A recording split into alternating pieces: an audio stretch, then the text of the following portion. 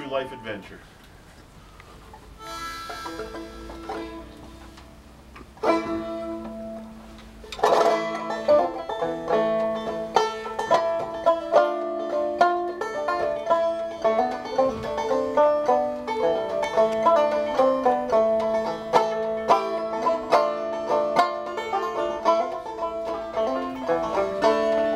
Ocean Station Bravo, North Atlantic Ocean, somewhere south of Greenland, somewhere far from home.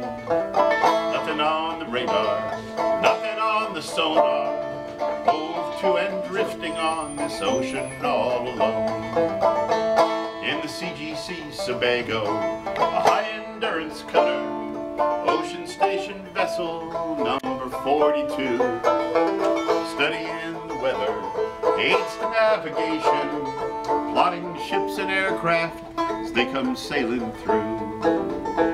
In the middle of the ocean, center of the circle, there's nothing but horizon, wind and sea and sky. This whole world in motion, blowing from the northeast, not a hint of sunshine, just the gray clouds running by. Then the lookout calls the bridge watch, objects in the water, moving surface contacts off our starboard bow. Plot 'em on the radar, fire up the sonar, listen for their echoes, can you hear 'em now?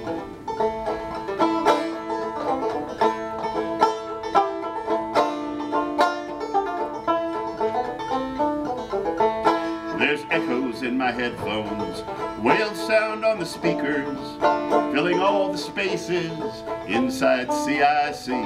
Songs of love and travels, songs of generations, echoes of the ages in cetacean harmony. Me, I had to answer.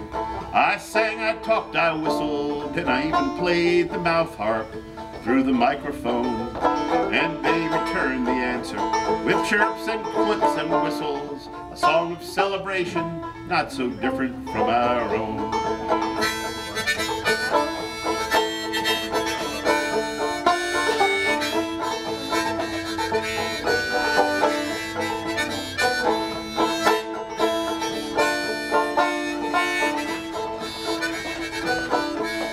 And when the watch was over, it's out onto the bridge wing to view those sounding singers as they breach and sport and play.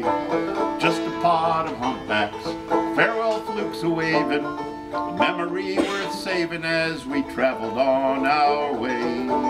For we had had a conversation with Leviathan that day.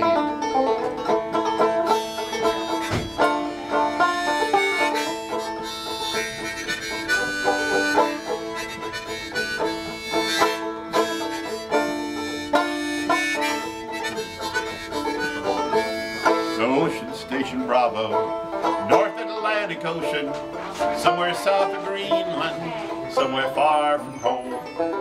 Nothing on the radar, nothing on the sonar, hove to and drifting. Nice, thank you. Thank you. Yes. I saw it all in my mind. You ever been on a ship? It was a true story. Good to see you It was all. a story. We will see you again. You've been on a ship Take before? care. Please do. That story was it. Can you tell them the history about that? Well, yeah, I was the sonarman in the Coast Guard, and we were trained in listening to all the different sounds of things underwater, because this is back in the day before computers did all this stuff. And you know, sonar, if you're not familiar with it, is you send out a sound beam and it strikes an object and it comes back, and you counted how long for it to get back, and then you knew how far the object was away. But what you didn't know was what the object was. So it could be 100 yards off the starboard bow, but what was it? Well, you had to listen to the echoes. And so when I went to sonar school, which actually the Coast Guard sonar school at the time was up in Yorktown, and we sat every day under under headphones and listened to the sounds of all underwater stuff, and if you could recognize it if you heard a school of shrimp go by, you know, or if a manatee broke wind, you could, you knew they had to tell the difference between that and a torpedo launched by a Russian submarine. You know, it was real important to know the difference between the two.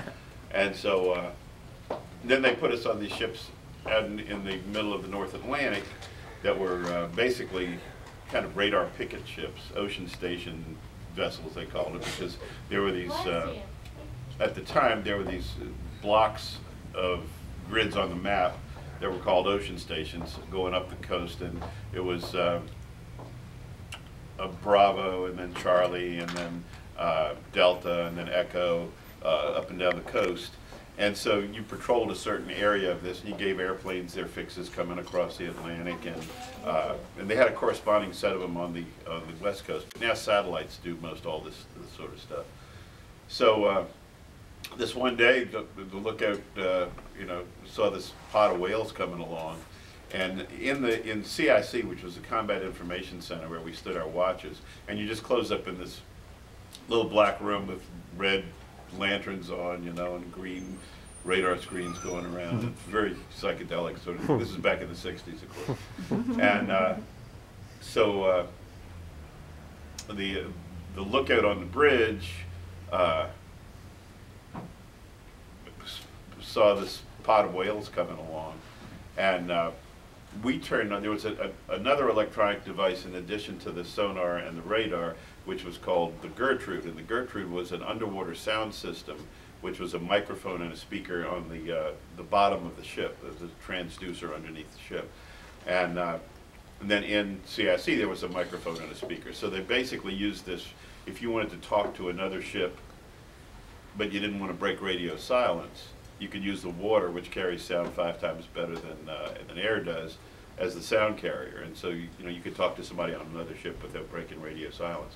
But what we used to do is every watch we would turn it on and we would just listen to the bubbles underneath the ship, the cavitation of the propellers and stuff. And so when the lookout saw these whales on the surface, we turned on the Gertrude, and you could hear this one whale singing, and it was going to town. It was a humpback whale. It was 1967, the year that Roger Payne, who was a great whale biologist, a cetologist, who was also a cello player, discovered that whales were not just making random sounds, but they were actually singing in rhythms that corresponded to the rise and the fall of the tide, and the rhythm of their fluking through the water and so on. And he first recorded the songs of the humpback whales during that same year. So this was sort of the year the whales came out, right? Oh, yeah. And so you know, so we just kept listening to these whales on the Gertrude, and then I started making sounds to them, and I sang a couple of songs into this microphone, and the whales started mimicking the sounds that I was making. And then I had a harmonica in a pocket, and I pulled that out and started playing, and the whales were mimicking the harmonica sound. And it was like, if I'd had a tape recorder, it would have been like, well, I probably wouldn't have had to write that song, because, you know, it was... The whales did it for you? Yeah, well, really. And so somewhere I imagine that, you know, in Roger Payne's studies, he found that whales, because he was working off Bermuda, recording these whales every season, and he would come back at the same time, and the song would slightly change, but many elements of it were the same. And he eventually realized that what they were doing is they almost given like a pod history in music notes. And so maybe some whales are out there singing the song about this weird white ship that passed over and had all these weird sounds coming out of it. Who knows? Oh, wow. But it was a story I was telling John. I told it as a story for so many years, you know, telling people about it, that it eventually formed into a song, and that's it.